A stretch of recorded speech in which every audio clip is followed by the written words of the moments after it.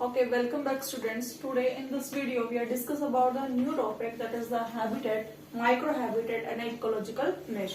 In the last video we have discussed about the levels of organization in case of ecology. Now we are start with the new topic that is the habitats, microhabitats and the ecological niche. Okay, you know the word habitat. ठीक है, habitat हम बेटा अगर हम इसको define करें तो कैसे कर सकते हैं, इसके लिए हम एक वर्ड लगा सकते हैं, क्या? Habitat is the address of an organism, कि अगर किसी ऑर्गेनिज्म का जो एड्रेस होता है ऑफ एन ऑर्गेनिज्म उसको हम क्या बोल सकते हैं?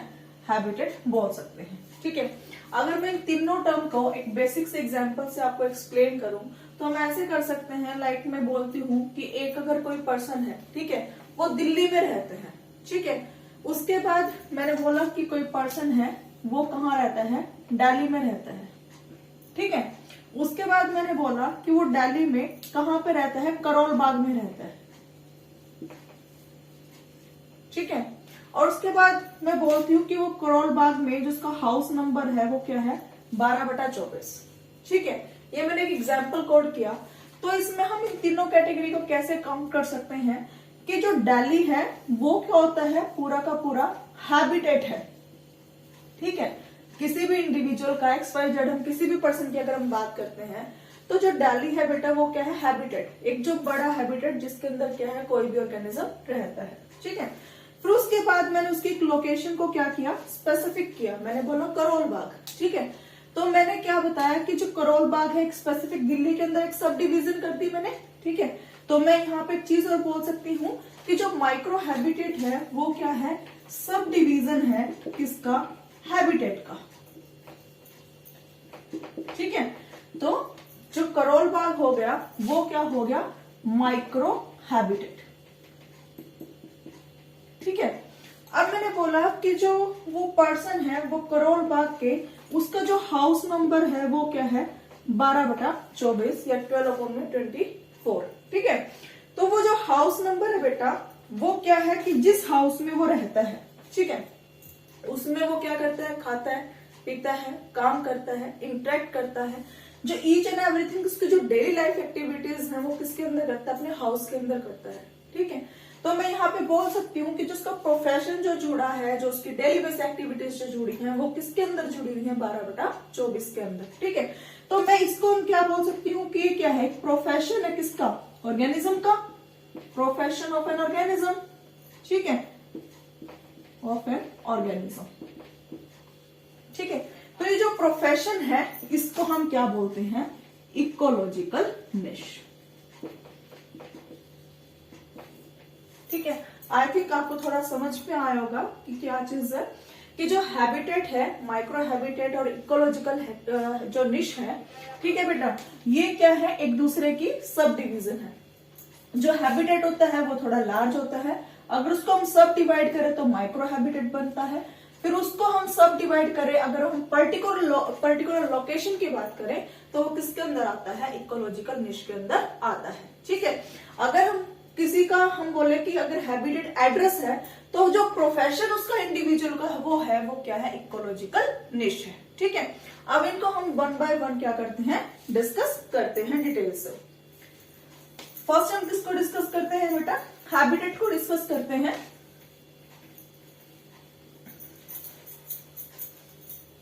अगर हम हैबिटेट को डिस्कस करें बेटा, हैबिटेट किसी भी इंडिविजुअल का कुछ भी हो सकता है, ठीक है। लाइक अगर कोई पैरासाइट है, ठीक है, तो जिसके अंदर या जिस बॉडी के ऊपर या जिस होस्ट के ऊपर वो रहता है, वो जो होस्ट के अगर बॉडी के अंदर रहता है तो वो उसका हैबिटेट है, अगर वो होस्ट की स्किन के ऊपर रहता है तो वो उसका क्या है? हैबिटेट है। तो जो हैबिटेट है बेटा वो कुछ भी हो सकता है। होस्ट, अगर हम पैरासाइट के केस में बात करें कि होस्ट उसका क्या हो सकता है? हैबिटेट हो सकता है, ठीक है। और अगर हम कुछ जैसे ऑर्गेनिज्म होते हैं वो बरों में रहते हैं, ठीक है, तो बरो क्या हो सकता है? हैबिटेट हो सकता है। जैसे कुछ टीक होती है, ठीक है, बार्क ऑफ ट्री, ये क्या है? बार्क ऑफ ट्री पे रहते हैं तो वो भी हैबिटेट हो सकता है। फॉरेस्ट फ्लोर है बेटा, ये क्या है? हैबिटेट हो सकता है। तो कुछ भी क्या है जो छोटे छोटे हैबिटेट्स हैं ये क्या हो सकते हैं? हो सकते हैं किसी भी इंडिविजुअल के। अगर हम बात करें, आपको बहुत ये चीज आपने प्लस 2 में भी पढ़ी होगी, प्लाज्मोडियम के बारे में, ठीक है। प्लाज्मोडियम के एक प्रोटोजोन है, ठीक है, जो हमें क्या कॉज करता है, डिजीज कॉज करता है, जिसको हम क्या बोलते हैं, मलेरिया, ठीक है। बहुत कॉमन से एग्जांपल है। अब बेटा मलेरिया में अगर हम डिस्कस करें तो तुम्हें पता है कि जब प्लाज्मोडियम हमारी बॉडी में एंटर करता है तो वो फर्स्ट किसको इन्फेक्ट करता है, लीवर सेल को, ठीक है। लीवर से इन्फेक्ट करके वो किसको इन्फेक्ट करता है, आरबीसीज को, ठीक है। और आरबीसी में जब उसका साइकिल कंप्लीट हो जाता है तो वो किसके अंदर चला जाता है, salivary gland of Anopheles mosquito, ठीक है। Salivary gland of Anopheles mosquito के अंदर ही क्या होता है, वो चला जाता है, ठीक है। तो अब यहाँ पे देखो कि अगर हम प्लाज्मोडियम की बात करें तो उसका जो हैबिटेट है, ठीक है, उसके क्या है, कुछ डिफरेंट। अगर हम ह्यूमन बॉडी में बात करें तो उसका लीवर भी एक हैबिटेट है, ठीक है। और मॉस्किटो में जो स्लाइवरी ग्लैंड है वो भी उसका क्या है, एक हैबिटेट है जहां पे वो रहता है। तो इस वजह से क्या है, जो ऑर्गेनिज्म है वो डिफरेंट हैबिटेट के अंदर रहता है, ठीक है। अगर हम एनिमल्स में बात करें बेटा, ठीक है, अगर हम एनिमल्स में बात करें, ठीक है, उसके अंदर क्या होता है, हैबिट स्पेसिफिसिटी प्रेजेंट होती है। हैबिटेट मतलब वो हैबिटेट में क्या होता है, स्पेसिफिक होता है, तो स्पेसिफिसिटी क्या होती है, प्रेजेंट होता है। दैट मीन्स कि जो एनिमल्स हैं वो क्या होते हैं, पर्टिकुलर हैबिटेट में ही क्या करते हैं, रहते हैं। लाइक कुछ जो एनिमल्स हैं सॉरी, जो कुछ हैबिटेट्स हैं बेटा, सॉरी कुछ जो एनिमल्स है, कुछ लैंड पे रहते हैं, कुछ क्या है, वाटर में रहते हैं, ठीक है। कुछ क्या है ऐसे, और जो वाटर है वो भी जैसे डिफरेंट टाइप का होता है, कोई सी वाटर में रहता है, कोई फ्रेश वाटर में रहता है। तो जो एनिमल्स हैं वो क्या है बेटा, हैबिटेट स्पेसिफिक होते हैं। दैट मीन्स कि वो डिफरेंट एक पर्टिकुलर हैबिटेट में क्या करते हैं, रहते हैं, ठीक है। और बेटा एक और पॉइंट आता है हैबिटेट में, क्या, कोहैबिटेशन, ठीक है। कोहैबिटेशन का क्या मतलब होता है कि अगर बेटा क्या है, जो डिफरेंट स्पीशीज के मेंबर हैं, ठीक है, जो डिफरेंट स्पीशीज के जो मेंबर हैं, अगर वो बेटा क्या है, सेम हैबिटेट पे रहते हैं, ठीक है। डिफरेंट स्पीशीज के मेंबर एक सेम हैबिटेट में जब वो रहते हैं, ठीक है, उसको हम क्या बोलते हैं, कोहैबिटेशन। जैसे अगर मैं इसमें एग्जांपल से आप लोगों को समझाऊं तो इसमें आप देखो कि अगर मैं बोलती हूँ कि हैबिटेट, एक हैबिटेट है क्या, पोंड, ठीक है। एक पोंड है बेटा, उस पोंड के अंदर क्या है, उसके एबायोटिक और बायोटिक दोनों फैक्टर होंगे, ठीक है। अब इस पोंड में ऐसा तो है नहीं कि सिर्फ फिश रहती हैं, इस पोंड में क्या है बेटा, फिश भी रहेंगे, कुछ एम्फीबियंस भी हो सकते हैं, रेप्टाइल्स भी हो सकते हैं। तो डिफरेंट क्या है, स्पीशीज उसके अंदर सरवाइव कर सकती हैं। तो जब 2 डिफरेंट स्पीशीज या मोर देन 2 डिफरेंट स्पीशीज एक सेम हैबिटेट में सरवाइव करते हैं, उसको हम क्या बोलते हैं, कोहैबिटेशन, ठीक है। और अगर हम बेटा क्या करें, हैबिटेट को अगर हम क्या करें, एक्सप्लेन करें, तो हैबिटेट को हम क्या बोल सकते हैं कि जो हैबिटेट है वो क्या है, एक स्पेसिफिक प्लेस है, क्या है कि स्पेसिफिक प्लेस है और लोकेलिटी है, locality occupied by an organism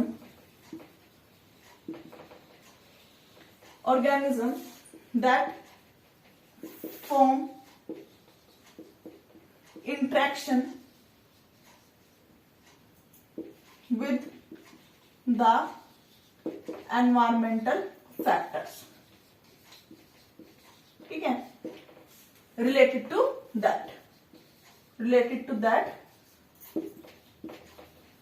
locality,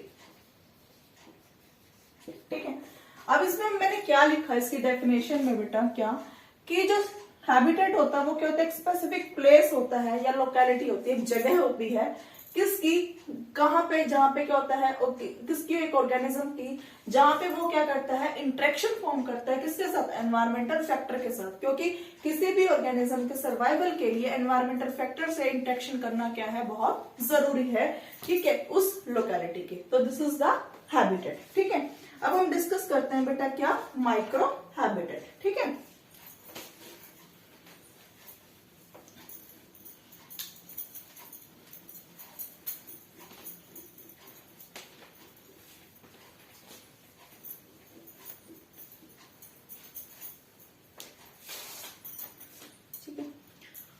micro habitat,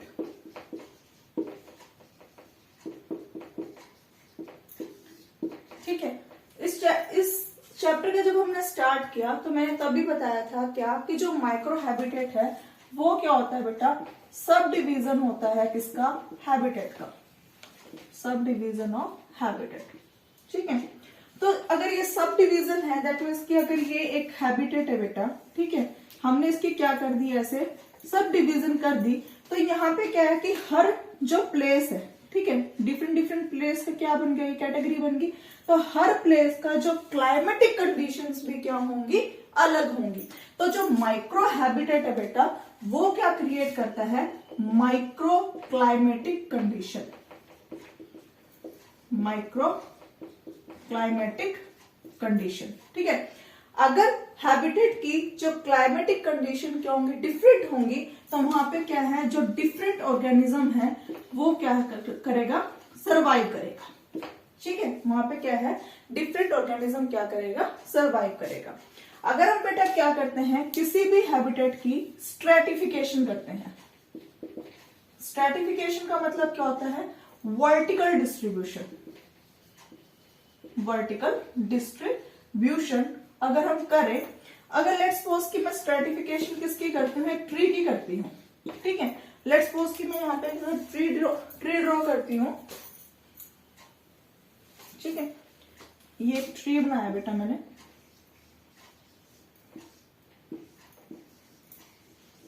ठीक है, ये इसके रूट है, स्टेम है और लीव्स है, ठीक है। अगर मैं बेटा इसका वर्टिकल स्ट्रेटिफिकेशन करूं, मतलब इसको ऐसे डिवाइड करूं, तो इसका जो रूट जोन है, यहाँ पे जो क्लाइमेटिक कंडीशंस होंगी वो क्या होंगी, डिफरेंट होंगी as compare to the top, because ये जो पार्ट है इसका सॉइल के अंदर एम्बेडेड है, तो यहाँ की कंडीशंस अलग होंगी। ये क्या पार्ट है, ये एरियल पार्ट है, ठीक है, एयर में प्रेजेंट है, तो यहाँ पे जो क्लाइमेटिक कंडीशंस होंगी वो डिफरेंट होंगी। तो इस वजह से यहाँ पे क्या है, डिफरेंट ऑर्गेनिज्म क्या करेगा, सरवाइव कर सकता है, और यहाँ पे क्या है, डिफरेंट जो हैबिटेट है वो क्या करेगा, सरवाइव करेगा। इसको हम क्या बोलते हैं, माइक्रो हैबिटेट। दैट मीन्स कि अगर हम एक ही, देखो ट्री तो क्या है, एक ही है, ठीक है, लेकिन इस ट्री में एक के बजाय क्या है, डिफरेंट डिफरेंट ऑर्गेनिज्म क्या कर रहे हैं, सरवाइव कर रहे हैं, किसकी वजह से, क्योंकि डिफरेंट लोकेशन पे डिफरेंट क्लाइमेटिक कंडीशन क्या है, प्रेजेंट है, ठीक है। तो this is known as micro habitat, ठीक है। नेक्स्ट हम चलते हैं किस पे, इकोलॉजिकल निश पे।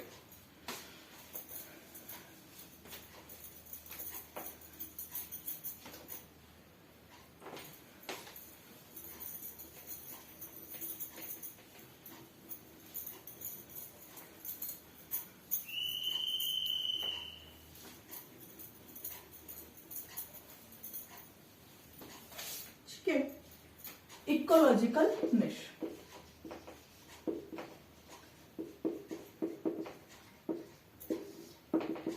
अगर बेटा हम एग्जाम पॉइंट ऑफ व्यू से बात करें, जो इकोलॉजिकल निश है ये बहुत इंपॉर्टेंट क्वेश्चन है, और ये 4 नंबर में क्वेश्चन ऑलमोस्ट आता ही आता है, ठीक है। अगर किसी भी यूनिवर्सिटी का एग्जाम है तो उसमें ये क्या होता है, क्वेश्चन इंपॉर्टेंट होता है in case of ecology exam, ठीक है। तो इकोलॉजिकल बेटा निश है क्या, ठीक है। इसमें होता क्या है बेटा, इकोलॉजिकल निश में कई बार कोई कुछ लोग इसको निच प्रोनाउंस करते हैं, कोई निश प्रोनाउंस करते हैं, तो निश क्या है, इज अ बेटर टर्म। तो इकोलॉजिकल निश क्या है बेटा, देखो इकोलॉजिकल दैट मीन्स कि कहीं ना कहीं इकोलॉजी से रिलेट करता है, बायोटिक और एबायोटिक फैक्टर से क्या करता है, रिलेट करता है, ठीक है। फर्स्ट जो बेटा जो निश टर्म थी वो किसने दी थी, जो निश जो टर्म थी बेटा, ये कौन से साइंटिस्ट ने दी थी, ग्रीनर ने, ग्रीनर ग्रिनल वॉज द साइंटिस्ट जिन्होंने क्या दिया था, जो निश की टर्म दी थी इसमें 1917 में। ठीक है, उसके बाद जो निश है बेटा वो डिफरेंट साइंटिस्ट ने क्या किया था, इसको डिफाइन किया था। अगर हम इसकी डेफिनेशन देखें, डेफिनेशन से पहले मैंने एक वो जो स्टार्टिंग में बताई क्या, तो जो निश है वो क्या है, प्रोफेशन है किसका, लिविंग ऑर्गेनिज्म का, profession of a living, profession of living organism, profession of living organism,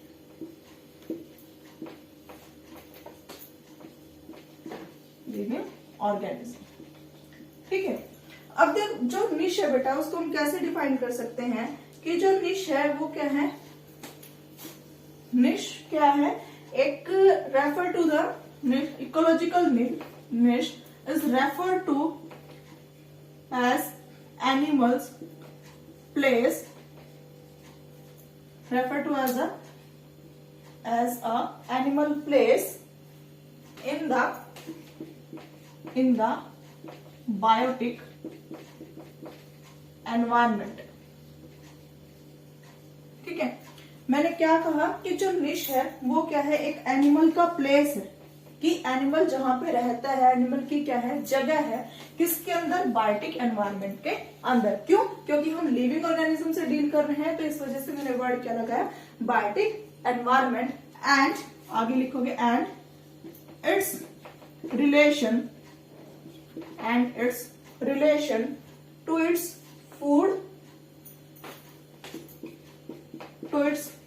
food, and animals. ठीक है, कि जो निश है वो क्या है, एनिमल प्लेस है किसमें, बायोटिक एनवायरनमेंट में, and its relation to its food, कि जिसका जहां पे वो रहता है उसका फूड के साथ क्या रिलेशन है, और उसके साथ उसके एनिमीज, मतलब अगर बेटा कोई कहीं पे रहेगा तो क्या है कि अगर वो सेम एनवायरनमेंट में अगर डिफरेंट ऑर्गेनिज्म आएगा तो वो वहां पे उसके लिए क्या करेंगे, एनिमीज क्रिएट करेंगे। तो वो एनिमीज कैसे उसको इफेक्ट करते हैं, तो वो हम किस में पढ़ेंगे, इकोलॉजिकल निश में। ठीक है, अब ये जो डेफिनेशन थी बेटा ये किसने दी थी, ये एक साइंटिस्ट थे, कौन, एल्टन, उन्होंने क्या दिया था, इसको डिफाइन किया था।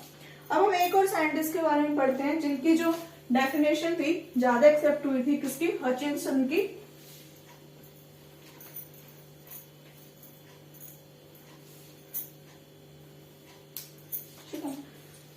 एक साइंटिस्ट है, कौन से, हचिंसन।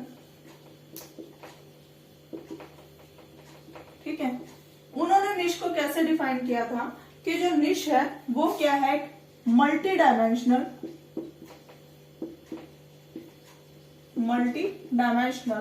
और we can say that hyper volume.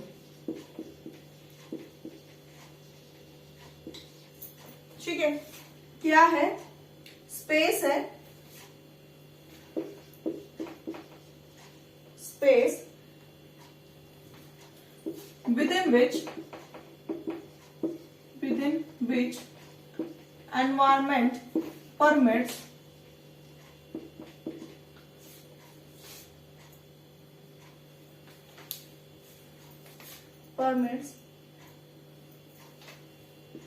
an individual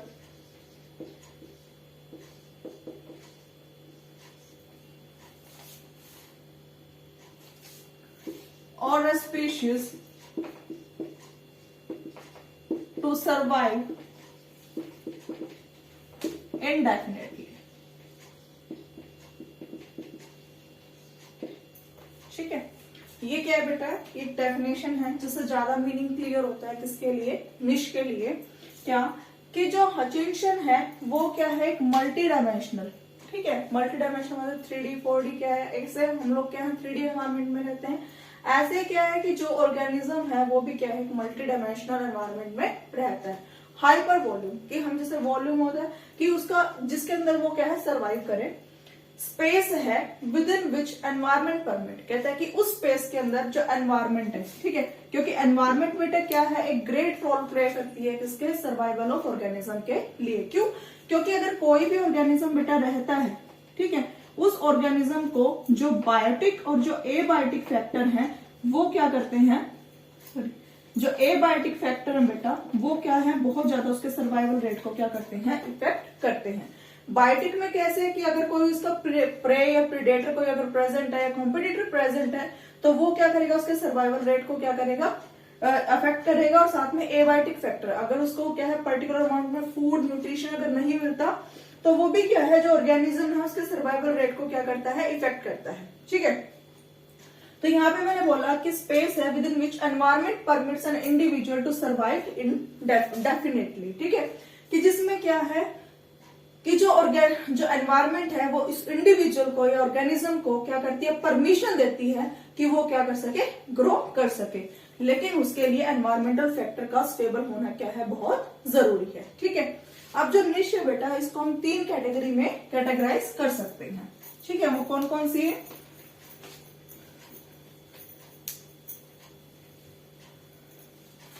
first है क्या,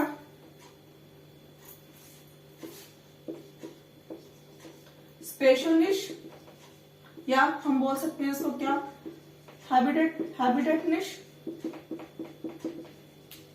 ठीक है, सेकेंड है बेटा क्या, ट्रॉफिक निश। ठीक है, और थर्ड है बेटा क्या, मल्टी डायमेंशनल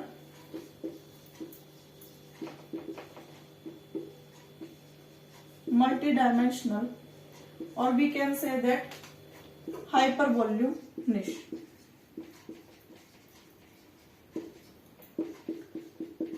ठीक है, ये 3 बेटा क्या है, मेन कैटेगरीज हैं किसकी, इकोलॉजिकल निश की। ठीक है, फर्स्ट हम किसके बारे में बात करते हैं, स्पेशल का मतलब होता है जगह या हैबिटेट निश। ठीक है, वो निश जो किससे रिलेट करता है कि जो ऑर्गेनिज्म है उसकी फिजिकल एनवायरनमेंट बेटा कैसी है, जो इसके फिजिकल एनवायरनमेंट से डील करते हैं वो किसके अंदर आता है, स्पेशल निश के अंदर आता है।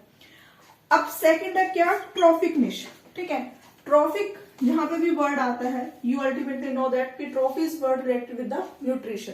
कहते हैं जो ट्रॉफिक निश क्या है कि जो ऑर्गेनिज्म की जो फीडिंग हैबिट है, ठीक है, जो न्यूट्रिशन है उससे जो डील करता है वो किसके अंदर आता है, ट्रॉफिक निश के अंदर आता है। इनको हम 1 बाय 1 डिटेल में डिस्कस करेंगे। अगला है क्या, मल्टी डायमेंशनल और हाइपर वॉल्यूम निश। इसमें क्या है कि वो किस स्पेस में रहता है, ठीक है, किस वो जगह पे रहता है, ठीक है, और वो किस ऑर्गेनिज्म से कैसे इंटरेक्ट करता है, ठीक है, वो किसके अंदर आता है, मल्टी डायमेंशनल और हाइपर वॉल्यूम निश के अंदर आता है। ठीक है, अब कौन कौन से जो फैक्टर हैं, हम पहले फैक्टर डिस्कस कर लेते हैं जो इफेक्ट करते हैं किसको, इकोलॉजिकल निश को, फिर इन तीनों को हम 1 बाय 1 डिस्कस करेंगे। ठीक है,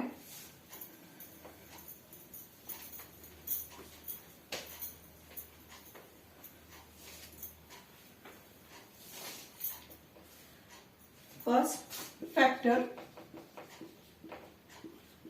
that affect the ecological niche are first, जो फैक्टर है बेटा जो अफेक्ट करता है किसको, इकोलॉजिकल निश को, वो क्या है, features of substratum. Features of substratum, कि जिस सबस्ट्रेटम पे ऑर्गेनिज्म रह रहा है वो उसके फीचर्स कैसे हैं। ठीक है, वो लाइक अगर कोई ऑर्गेनिज्म लैंड पे रह रहा है, लैंड में भी फर्दर क्या होता है बेटा, कैटेगराइजेशन है। ठीक है, डिफरेंट कैसे कि अगर कोई ऑर्गेनिज्म है, कोई ग्रास लैंड पे रह रहा है, कोई फॉरेस्ट एरिया में रह रहा है, ठीक है, और उसके साथ साथ अगर उसमें भी मैं निश के अंदर चलूं, अगर मैं बात करूं, अगर कोई ऑर्गेनिज्म ट्री पे रह रहा है, वो ट्री के रूट रीजन में रह रहा है, शूट रीजन पे रह रहा है, बार्क के अंदर रह रहा है, लीफ के अंदर रह रहा है, तो वो क्या है, जो फीचर है किसका, सबस्ट्रेटम का, जिसके अंदर वो रह रहा है, that affect the rate of और दैट अफेक्ट द इकोलॉजिकल निश। ठीक है, सेकंड जो फैक्टर है वो क्या है, माइक्रो क्लाइमेट। ठीक है, अब ये जो माइक्रो क्लाइमेट है इसके बारे में पहले भी डिस्कस कर चुके हैं। माइक्रो क्लाइमेट में क्या है बेटा कि जैसे जैसे हम स्ट्रैटिफिकेशन करते हैं हैबिटेट की, तो वो अलग अलग डिफरेंट क्या है क्लाइमेटिक कंडीशन क्रिएट करता है। जो क्लाइमेटिक कंडीशंस जो डिफरेंट डिफरेंट हैबिटेट पे क्रिएट होती है वो माइक्रो क्लाइमेटिक कंडीशन करते हैं, और जो क्लाइमेटिक कंडीशन है वो क्या है, सर्वाइवल जो रेट है किसी भी ऑर्गेनिज्म का वो क्या करते हैं, इफेक्ट करते हैं। तो वो अल्टीमेटली किसको इफेक्ट करेंगे, इकोलॉजिकल निश को। ठीक है, थर्ड जो फैक्टर है बेटा क्या, पीरियड डे।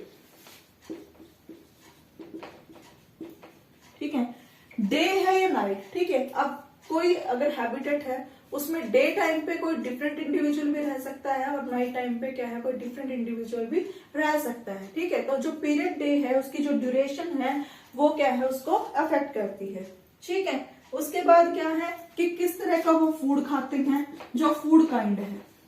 ठीक है, कि अगर कोई ऑर्गेनिज्म सॉइल पे फीड करता है, कोई लीव्स पे फीड करता है, तो वो किस तरह का खाना खाता है, तो वो भी क्या करता है, इकोलॉजिकल निश को अफेक्ट करता है। फिफ्थ बेटा क्या, कंपटीशन। अगर बेटा क्या है, टू डिफरेंट स्पीशीज है या टू डिफरेंट मेंबर है, अगर वो सेम काइंड का फूड शेयर करते हैं तो उनके बीच में क्या हो जाएगा, कंपटीशन। तो वो भी क्या करते हैं, इकोलॉजिकल निश को अफेक्ट करते हैं। सिक्स है बेटा क्या, शेल्टर। ठीक है, अब जो अगर ऑर्गेनिज्म वहां पे सर्वाइव करेंगे तो वो डिफरेंट डिफरेंट शेल्टर को क्या करेंगे, शेयर करेंगे, तो वो भी क्या करते हैं, इकोलॉजिकल निश को क्या करते हैं, अफेक्ट करते हैं। And last one is the type of predator.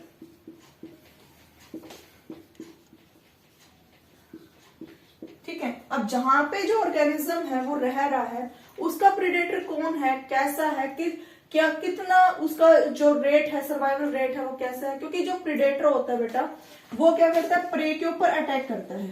ठीक है, और प्रे को, इसकी पॉपुलेशन को वो क्या करता है, कंट्रोल करता है। तो वहां पे जो प्रेडेटर है वो कैसे वहां पे रह रहा है उस एनवायरमेंट में, तो वो भी क्या करता है, इकोलॉजिकल निश को क्या करता है, इफेक्ट करता है। ठीक है, क्योंकि जो प्रेडेटर है बेटा वो भी क्या एक अहम रोल प्ले करता है।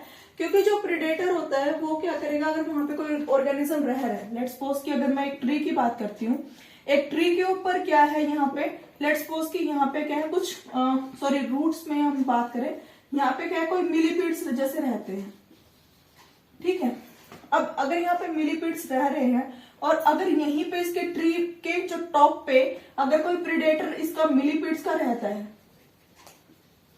ठीक है, तो वो इसको क्या करेगा, अफेक्ट करेगा, इसको मिलीपीड्स को वो खा जाएगा। तो जो प्रेडेटर है वो उसकी पॉपुलेशन को क्या कर रहा है, इसके हैबिटेट को क्या कर रहा है, अफेक्ट कर रहा है। तो इस वजह से क्या है, जो टाइप ऑफ प्रेडेटर है that also affect the ecological निश। ठीक है, अब हम क्या करते हैं, जो कैटेगरी थी इकोलॉजिकल निश की उनको हम क्या करते हैं, वन बाय वन डिस्कस करते हैं। वीडियो कितने मिनट की होगी,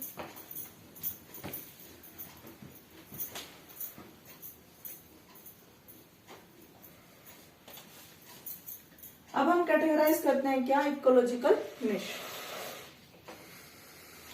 फर्स्ट हम डिस्कस करते हैं बेटा क्या, स्पेशल निश। ठीक है, और जिसको हम क्या बोल सकते हैं, क्या, हैबिटेट निश। ठीक है, अब जो स्पेशल निश है बेटा, मैंने इसको उस टाइम में बताया था क्या, कि जो स्पेशल निश होता है वो क्या होता है, किससे रिलेट करता है, कि जो फिजिकल एनवायरनमेंट होती है किसी भी ऑर्गेनिज्म की दैट अफेक्ट द स्पेशल निश। ठीक है, वो सॉरी रिलेट करती है किससे, स्पेशल निश से, या फिर आप लोग लिख सकते हैं स्पेशल निश is related with the physical environment of an organism. ठीक है, ऐसे आप लिख सकते हैं। अब फिजिकल एनवायरनमेंट से कैसे इफेक्ट करते हैं बेटा, अगर क्या है कुछ क्लोजली रिलेटेड स्पीशीज है, ठीक है, अगर मैं यहाँ पे हेमिडेक्टाइलस की ही बात करूं,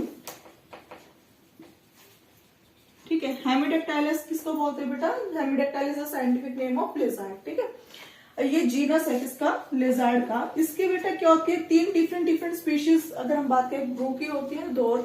तो ये जो क्लोजली रिलेटेड स्पीशीज होती है बेटा लिजार्ड की, वो भी क्या होती है वो क्लोजली रिलेटेड, उनका जीनस क्या है, सेम है, लेकिन स्पीशीज क्या है, अगर मैं बात करूं, वन इज ब्रूकी, ठीक है, सेकंड वन इज हेमिडेक्टाइलस लेस्टेंटे,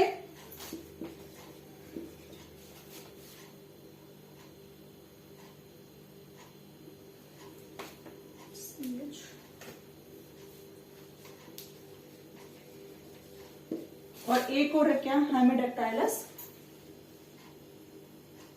रेटिकुलस, रेटिकुलेशस।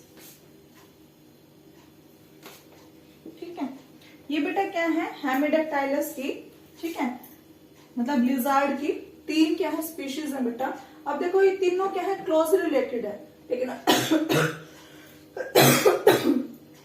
लेकिन अगर हम स्पेशल निश में बात करें बेटा, जो ब्रूकी है, लेशंटे है और जो रेटिकुलस है, ये तीनों क्या है, डिफरेंट डिफरेंट क्या है हैबिटेट में रहती हैं। लाइक जैसे कि जो ब्रूकी है वो किसके अंदर, हाउसेस में रहती है, जो हम अपने घरों में नॉर्मली देखते हैं वो कौन सी होती है, ब्रूकी होती है। ठीक है, जो लेशंटे है वो कहाँ पे रहती है, जो ट्री का ट्रंक होता है उसके ऊपर रहती है, ट्री ट्रंक पे रहती है।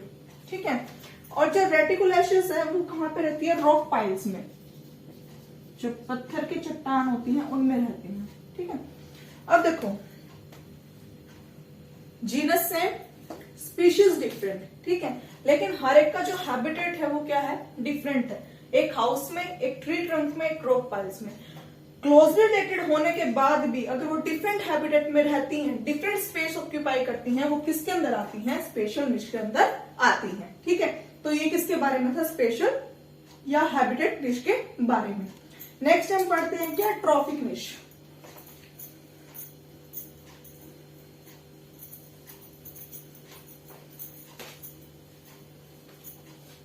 ठीक है, नेक्स्ट क्या बेटा, ट्रॉफिक निश। ठीक है, जो ट्रॉफिक निश है वो क्या है, वो किससे रिलेट करता है, related to the feeding habit of an organism, feeding habits of an organism. ठीक है, कि जो ऑर्गेनिज्म है उसकी फीडिंग हैबिट्स कैसी हैं, वो उसको क्या करते हैं, कैटेगराइज करते हैं किसमें, डिफरेंट डिफरेंट निश में, डिफरेंट डिफरेंट स्पेस पे। ठीक है, डिफरेंट डिफरेंट प्लेस पे। कैसे कि अगर मैं बेटा इसमें बहुत कॉमन सा एग्जांपल करती हूँ, कोड करती हूँ किसका, डार्विन फिंचेस का। ठीक है, डार्विन फिंचेस सबने नाम सुना है, कि जो डार्विन साइंटिस्ट थे उन्होंने जिन्होंने नेचुरल सिलेक्शन का कॉन्सेप्ट दिया था। ठीक है, उन्होंने क्या किया था, डार्विन फिंचेस का भी कॉन्सेप्ट दिया था, क्या कि उन्होंने जब अपनी वो रिसर्च कर रहे थे तो गैलापागोस जो आइलैंड था उसके ऊपर गए और उन्होंने वहां पे क्या की थी, जो 22 जो डिफरेंट फिंचेस थी उनको क्या किया था, आइडेंटिफाई किया था। और वहां पे उन्होंने देखा भी था क्या, कि जितनी भी वो फिंचेस थी, या जिनको मैं बोलूं कि एक टाइप से वो स्पैरो थी, वो जो बर्ड थे, ठीक है, उनका सबका क्या था कि जो बॉडी फीचर था सबका सेम था। ठीक है, लेकिन उनको डिफरेंट डिफरेंट फूड, जो डिफरेंट डिफरेंट टाइप का जो फूड मिल रहा था, उसकी वजह से जो वो बर्ड्स थे उनके जो बीक थी उसके अंदर क्या आ गए थे, चेंजेस आ गए थे। इस वजह से उनको क्या बोला था, डार्विन फिंचेस। तो अब देखो बेटा क्या है कि उनके क्या थे, डिफरेंट हैबिट के होने की वजह से वो डिफरेंट डिफरेंट क्या थी, एरिया में जाके क्या कर रही थी, सर्वाइव कर रही थी। कोई फूड ईटिंग थी, कोई फ्रूट ईटिंग थी, कोई स्टोन ईटिंग थी। ठीक है, तो डिफरेंट डिफरेंट क्या थे उनके फूड हैबिट्स थी। इस वजह से वो क्या है, डिफरेंट डिफरेंट निश में जाके क्या कर रही थी, रह रही थी। तो वो किसके अंदर आता है, ट्रॉफिक निश के अंदर आता है। ठीक है, लास्ट बचता कौन सा, मल्टी डायमेंशनल।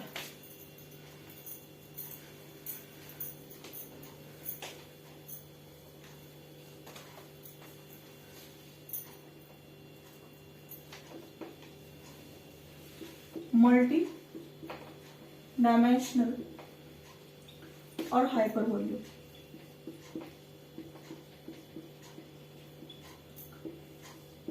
ठीक है, मल्टी डायमेंशनल हाइपर वॉल्यूम में क्या कंसेप्ट बेटा होता, कहते हैं कि इसमें जो जिन्होंने मल्टी डायमेंशनल का कंसेप्ट दिया था वो साइंटिस्ट कौन से थे, जो हचिंसन थे साइंटिस्ट, उन्होंने कंसेप्ट दिया था।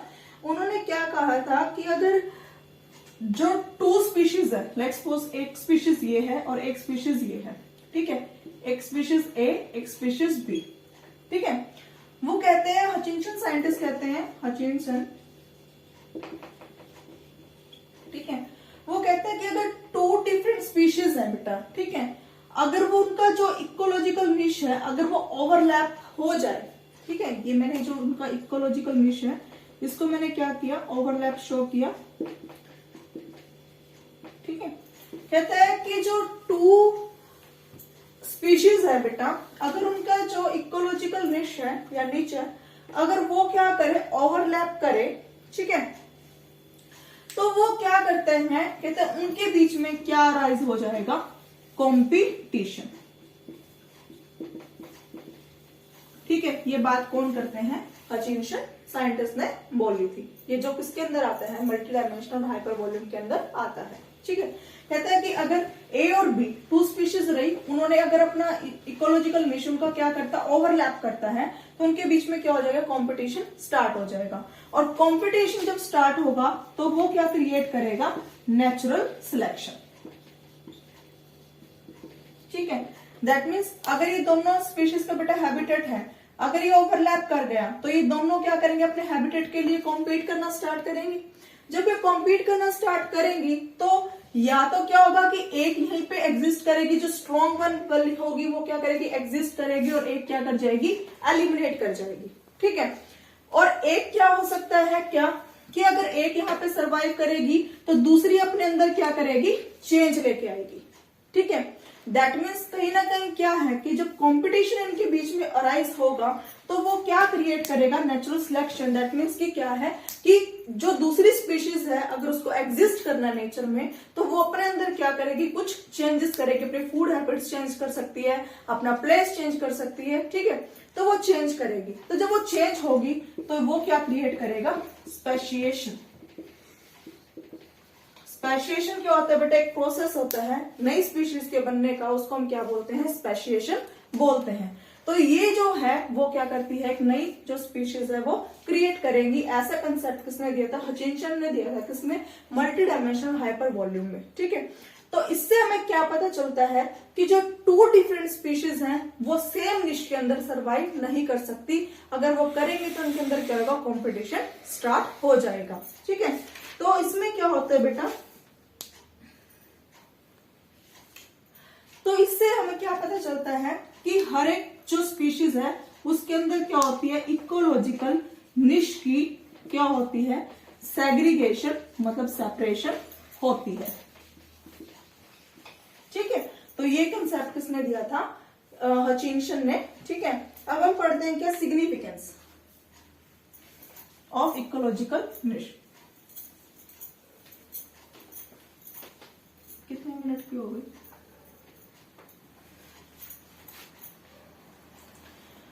सिग्निफिकेंस ऑफ इकोलॉजिकल निश। ठीक है, सिग्निफिकेंस, जो सबसे बड़ी सिग्निफिकेंस है इकोलॉजिकल निश की, वो क्या है बेटा, कि जो इकोलॉजिकल निश है, ठीक है, उससे क्या होता है, हर जो स्पीशीज है या ऑर्गेनिज्म है उसका जो हैबिटेट है वो क्या बन जाता है, स्पेसिफिक बन जाता है। ठीक है, और जब हैबिटेट क्या होगा, इससे क्या होता है, जो हैबिटेट है वो क्या बन जाता है, स्पेसिफिक बन जाता है। ठीक है, हर एक ऑर्गेनिज्म का अगर हैबिटेट स्पेसिफिक हो जाएगा बेटा तो कंपटीशन क्या हो जाएगा, खत्म, नो कंपटीशन। ठीक है, नो कंपटीशन। अगर कंपटीशन वहां पे खत्म हो गया, ठीक है, तो जो सर्वाइवल है, जो सर्वाइवल रेट है इसका, स्पीशीज का, वो क्या हो जाएगा, इंक्रीज कर जाएगा। दैट मीन्स जो कॉन्टिन्यूटी है या कॉन्टिन्यूस क्या होगा, फॉर्मेशन या फॉर्मेशन होती रहेगी, अब जनरेशन, रिप्रोडक्शन क्या है होती रहेगी किसकी, स्पीशीज की, और वो क्या है, एनवायरमेंट में ज्यादा टाइम के लिए क्या करेंगी, स्टे कर पाएंगी, सरवाइव कर पाएंगे। So this is the significance of the ecological निश। की इकोलॉजिकल निश से क्या होगा, हैबिटेट स्पेसिफिक हो जाएंगे, हैबिटेट स्पेसिफिक होंगे तो कंपटीशन खत्म हो जाएगा, और उससे सर्वाइवल रेट जो है स्पीशीज का वो क्या कर जाएगा, इंक्रीज कर जाएगा। तो this is all about the ecological निश। ठीक है, अब हम एक और टर्म यहां पे क्लियर कर लेते हैं, इकोलॉजिकल इक्विवेलेंट।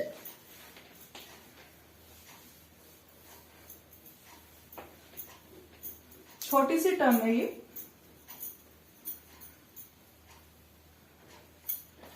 ठीक है,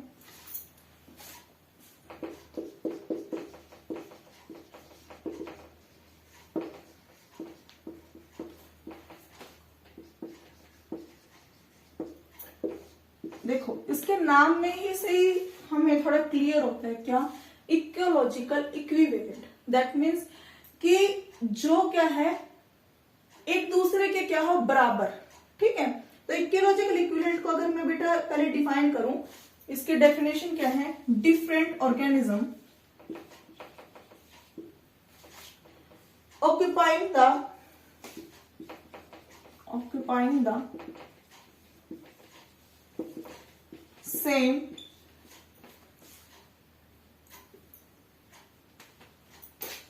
ecological niche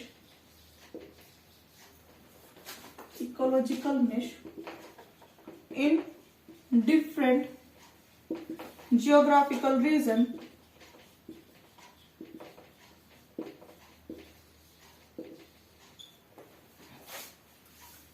are called ecological equivalent, ठीक है। इसका देखो मीनिंग समझो पहले क्या है, कि जो डिफरेंट ऑर्गेनिज्म है, कि अलग अलग डिफरेंट स्पीशीज के हो सकते हैं, ठीक है, वो क्या करते हैं, अगर सेम इकोलॉजिकल निश क्या करते हैं, ऑक्यूपाई करते हैं, लेकिन क्या है किस एरिया में, लेकिन जो जियोग्राफिकल एरिया है बेटा वो क्या है, डिफरेंट है, ठीक है। लाइक जैसे मैं एग्जांपल के तौर पे समझाती हूँ तब आपको समझ में आता है। अगर मैं बेटा ग्रासलैंड इकोसिस्टम का एग्जांपल लूं, ठीक है, ग्रासलैंड इकोसिस्टम में जो मेन वहां का जो प्रोड्यूसर है वो कौन है, ग्रासेस है, ठीक है। और अगर मैं डिफरेंट जियोग्राफिकल रीजन देखूं, लाइक टेम्परेट रीजन की बात करूं मैं, या सेमी एरिड रीजन की बात करूं, सेमी एरिड मतलब जहां पे पानी की क्या होता है, जहां पे सूखा जो एरिया होता है वो होता है, ठीक है। अगर मैं यहां पे बात करूं, साथ में मैं नॉर्थ अमेरिका ले लूं, ठीक है। अब देखो बेटा, टेम्परेट रीजन एक अलग जियोग्राफिकल रीजन है, सेमी एरिड वो भी एक डिफरेंट जियोग्राफिकल रीजन है, नॉर्थ अमेरिका भी, ठीक है। तो मैंने यहाँ पे 3 डिफरेंट जियोग्राफिकल रीजन की बात करी, 1, 2 और 3, ठीक है।